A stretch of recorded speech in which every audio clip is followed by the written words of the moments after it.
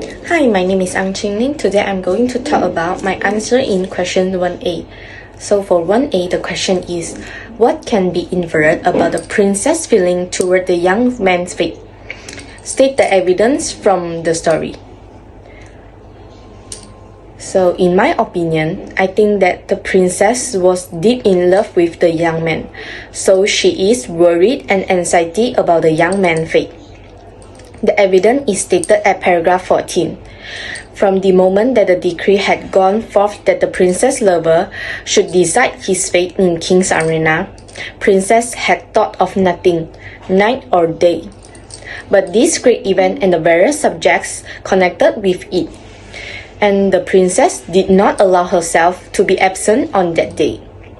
She spared no expense in using gold and power of a woman's wills just to know the secret of behind the door. Besides that, I think that the princess also felt jealous about young man's fate. She can't accept if the young man has chosen marriage besides from death. It is because she hates the woman behind the door. The evidence is stated in paragraph 15. She often seen or imagined the lady looking at his lovers with admiring eyes and even returned. With all the intensity of the savage blood transmitted through her long lines of holy barbaric ancestors, she hated the woman who blushed and trembled behind the door. Hi, I'm Ang Ching, and I'll be answering question 1B, which is, in your opinion, state two things that the man has learned by the end of the short story and provide evidence for your answer. So, my answer is, the first thing the man learned about was the strong connection and love he has with the princess, and to never doubt the love she has for him.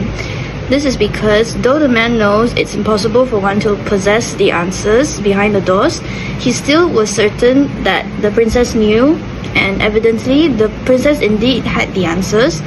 She used her wealth and power to achieve them in order to help her lover. The second thing that the man realized was the deep trust he has for the princess, as his final fate is left in the palms of the princess's hands.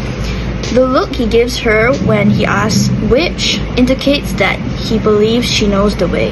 Besides, he sees her quick motion toward the right door as an answer, ultimately trusting the princess to guide him to the door that wouldn't lead to his death. That's all from me, thank you.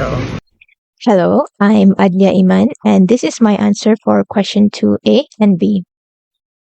At the end of The Lady and the Tiger, the story does not reveal what comes out of the door, based on your understanding of the events and clues in the text. A. State your prediction of what happens next. I predict that the tiger was behind the right door, which led the young man to his death. B. Provide your evidence. The princess was stated to be semi-barbaric and hot-blooded. This is evident and directly mentioned in the third sentence of paragraph 20. The princess had appeared to put much more thought into how much she despised the lady behind the door and the anguish she would be subjected to upon picturing her lover and the lady marrying.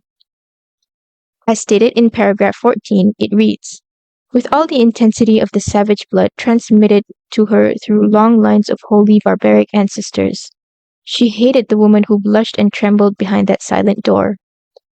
On multiple occasions, we see the princess's worry over the prospect of her lover getting mauled by the tiger to be overpowered by her own jealousy.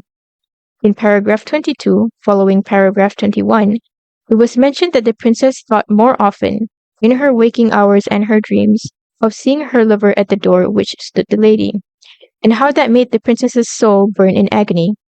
Overall, the princess seemed to prioritize her own feelings of hatred and jealousy rather than her lover's fate.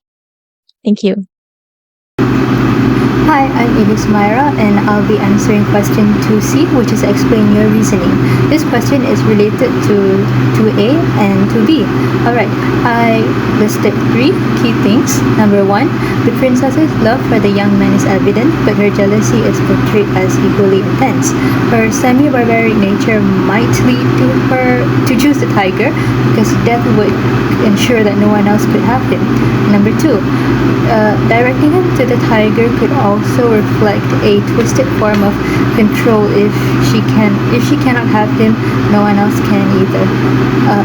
The last point is the open-ended nature of the story relies on the ambiguity of human emotions, but the clues about her jealousy and her barbaric instincts heavily lean toward the tiger being her choice. This interpretation aligns with the story's theme of moral and emotional ambiguity and highlights the darker aspects of love and human nature. That's all from me. Bye.